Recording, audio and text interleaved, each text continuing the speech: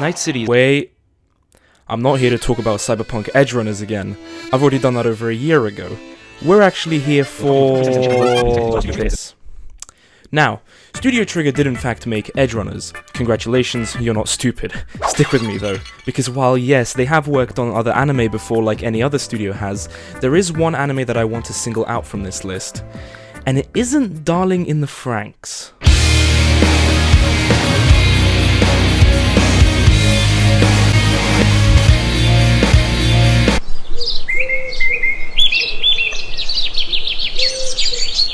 Kill la Kill, like Cyberpunk Edgerunners in a way, is what we'd imagine dystopia to be.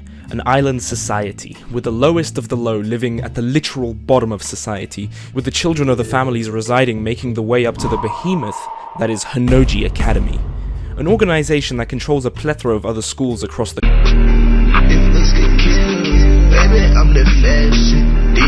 This big thing is what stands before Ryuko Matoi, our main character, who's on the hunt to find out who went and killed her father, a scientist who apparently figured out how to convert plastic waste into fuel. Now, we can't be having that happen. Ryuko's transfer to the academy gives us a look into how the place is truly run, like a military junta, with the uniforms of the students being assigned star ratings, the no-star students being those aforementioned peasants living at rock bottom, who wear regular uniforms. Then you have the 1 to 3 star students wielding Goku uniforms, which contain life fibers that help to increase the strength and abilities of said uniform based on the respective students' own abilities.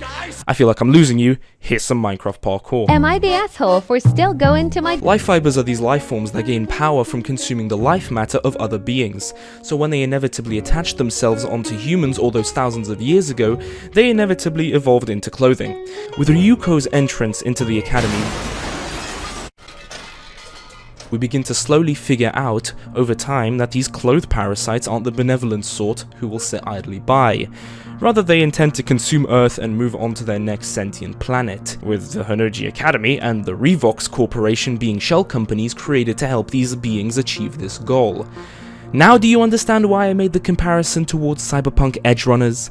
You've got a military academy with the backing of a literal transnational corporation. Basically, almost every human on Earth wears fucking Nike. As any dystopian society, there also exist those who wish to fight against the corporations like a good little socialist.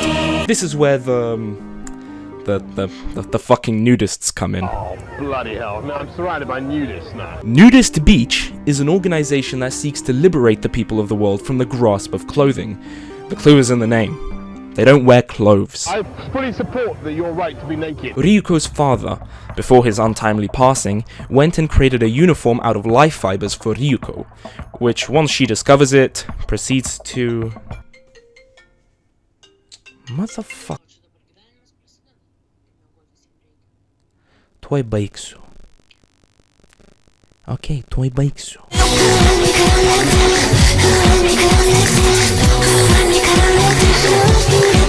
Ryuko's father, before his untimely passing, went and created a uniform out of life fibers for Ryuko, which, once she discovers it, proceeds to, Hi, yes? I'm calling about getting a lawyer. Ignoring triggers... that. We're introduced to Ryuko's kamui, clothes made entirely out of life fibers. You see, those Goku uniforms only had a certain amount of life fibers within them, depending on the star rating. The more life fibers, the more power the uniform is able to exert for the person wearing it. Now, Ryuko names the kamui Senketsu.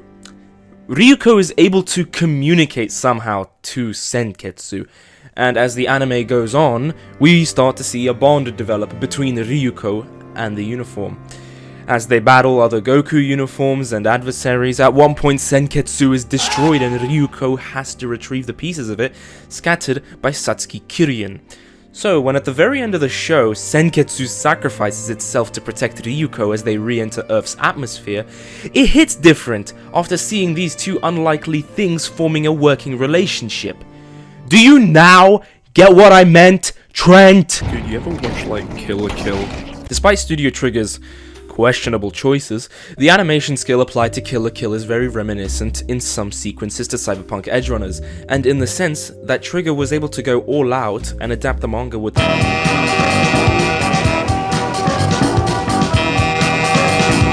Props to the creators for reaching out to Hiroyuki Sawano for the OST.